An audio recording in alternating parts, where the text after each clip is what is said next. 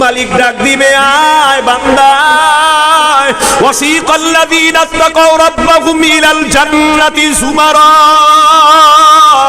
হাত্তা ইযা জাউহা ওয়া ফুতিহাত আবওয়াবুহা ওয়া ক্বালা লাহুম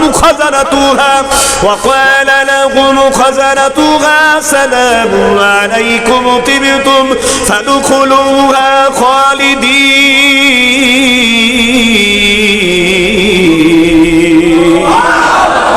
করতে আল্লাহ মুমিনেরা মাই ডিয়ার ফাতিহাতুল বাবে জান্নাত কাম হিয়ার।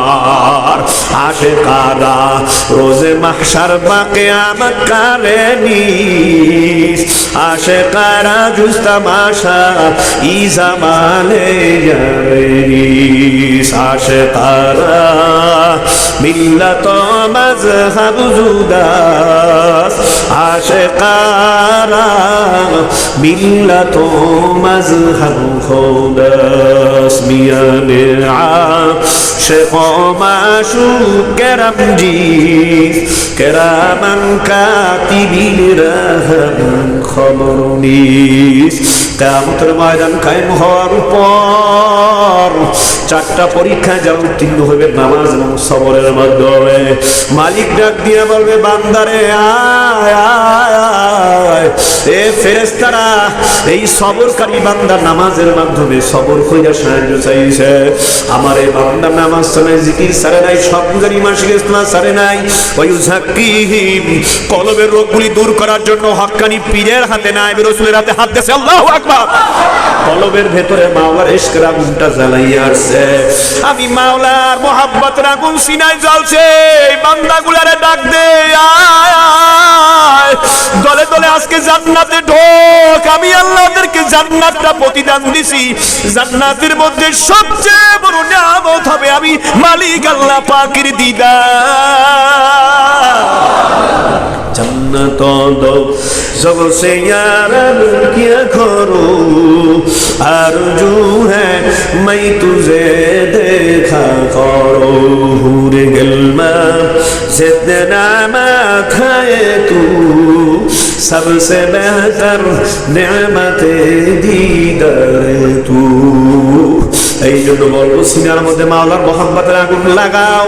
যখন সিনার মধ্যে মাওলার মহব্বতের আগুনটা লাগাইবা, দুনিয়ার বাইরুল্লাহর মহব্বত জইলা পুইরা সরকার হইয়া আমার মাওলার মহব্বতের আগুনটা যখন ধাও ধাও ধাও ধাও করে জ্বলবে, ডানে তাকাইবে দেখবে আমার মাওলা, বামে দেখবে আমার মাওলা, সামনে আমার মাওলা, পিছনে আমার মাওলা, সব জায়গায় আমার মাওলা। ওয়া হুয়া মাকুম আইনামা কুনতুম ফাআইনামা تولوا فثم وجه الله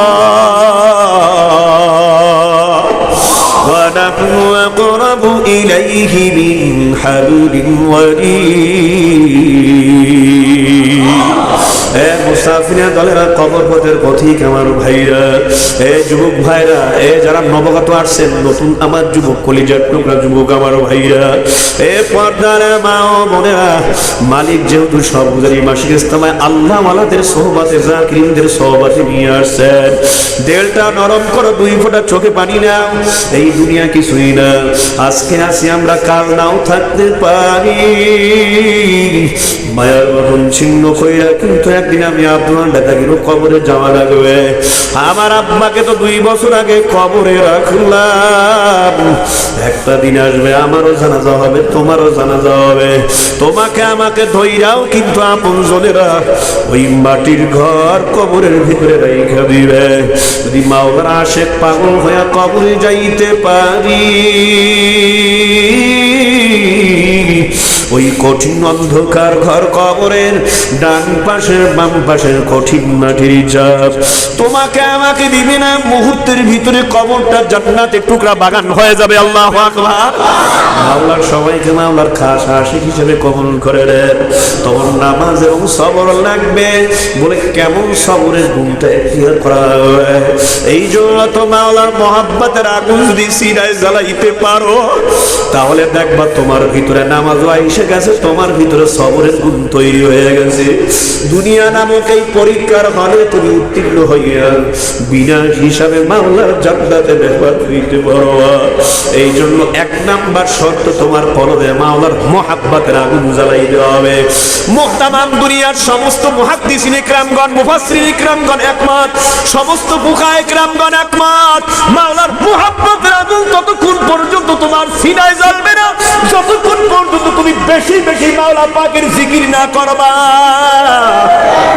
লা ইলাহা ইল্লাল্লাহ, লা ইলাহা ইল্লাল্লাহ, লা ইলাহা ইল্লাল্লাহ। কষ্ট হয় আর তো চলবে না, মোনাজাত দেব।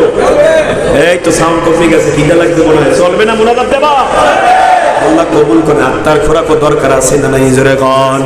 নবী ইব্রাহিম আলাইহিস সালাম 99 বছর বয়সে, অন্যান্য তাফসীরের মধ্যে আছে, কোন তাফসীরে আছে 84 বছর বয়সে, কোন তাফসীরের মধ্যে আছে 120 বছর বয়সে মাওলার কাছে কান্নাকাটি করার পর মাওলা তাকে একটা পুত্র সন্তান দান করলেন। আল্লাহু আকবার, জোরে বলেন আল্লাহু আকবার।